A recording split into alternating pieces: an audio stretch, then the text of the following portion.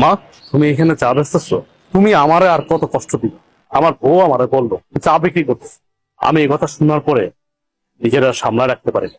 আমি এই জন্য তোমাকে নিতে আসছি। আমি থাকতে তুমি এত কেন কষ্ট করো? ভিক্ষা করো, চা বিক্রি করো, এত কষ্ট দরকার কি তোমার?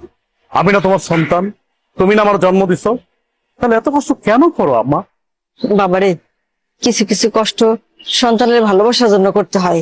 আমি চাই নাই ভালোবাসা, আমি শুধু চাই তুমি আমার পাশে থাকবা, সবসময় আমার পাশে থাকবা। তুমি পিছিয়ে কি করছো না করছো আমি সব ভুলে গেছি। তুমি আমাকে মাফ করে এখন তুমি আমার সাথে চলো, আমার বাসায় থাকবা, চলো। না বাবা, আমি তো তোর আগেই কইছি আমি যাব না। আমি চাই না তোর সংসার অশান্তি হোক, তোরা ভালো থাক, এটাই আমি চাই। তুমি এটা কেমন কথা বলতেছো? আমার সংসার অশান্তি?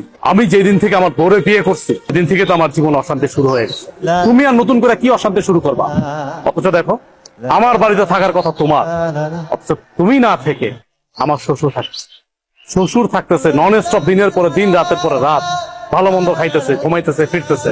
অথচ তুমি রাস্তা রাস্তা ভিক্ষা করতেছো, চা বিক্রি করতেছো। খারাপ লাগে না আমার? আমার তো খারাপ লাগে। তোমার তো ন্যূনতম কমন সেন্স টুকু আছে, অথচ আমার শ্বশুরের কোনো কমন সেন্স নেই। আমার বোর কাছে আমার শ্বশুরই সব। যাই হোক মা, আমি তোমার এত কথা বলতে পারতেছি না। এখন কোনো কথা আমি শুনবো না তোমার। তোমার এই চার ব্যবসা রাইখা এখন আমার সাথে তুমি চলো। চলো, এখন থেকে তুমি এই বাড়িতেই থাকবা। তুমি এত কিছুর পরেও সেই তোমার মাকে বাড়িতে নিয়ে এসছো, আমাকে তোয়াক্কা করে তুমি তোমার মাকে নিয়ে আসছো। তোমাকে কি তোয়াক্কা করবো? কি তোয়াক্কা করবো তোমাকে? আমি এই সংসারটা চালাই, আমি ইনকাম করি।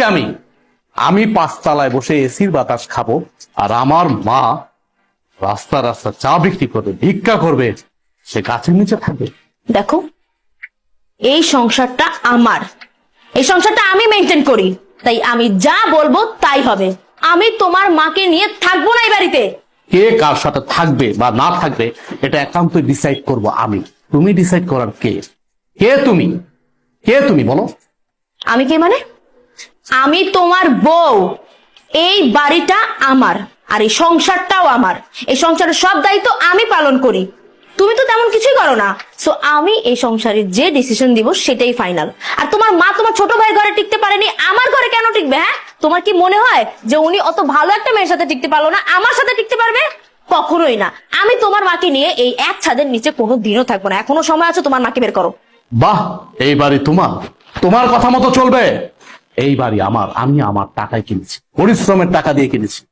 আর চাকরিটা করতেছি পরিশ্রম করে, কিন্তু চাকরি করে টাকা উপার্জন করি। হ্যাঁ মানলাম, তোমার বাবা আমাকে চাকরি দিয়েছে, সে অনেক সহযোগিতা করছে, আমি প্রয়োজনে তার টাকা দিয়ে দেব। কিন্তু তুমি কোনো কথা বলবা না আমার মার বিষয়ে। আমি বাইচা থাকতে তোমার মা এই বাড়িতে থাকতে পারবে না, তাহলে তোমার সাথে আমার সংসার টিকবে না। কি হয়েছে মা, এত চিল্লাচিল্লি করছিস কেন? আপনার মেয়ে আমার মাকে এই বাড়ি থেকে বের হয়ে যেতে হয়েছে। আমার মাকে সে সহ্যই করতে পারতেছে না। আপনি জিজ্ঞেস করেন কেন আমার মাকে সে সহ্য করতে পারতেছে না?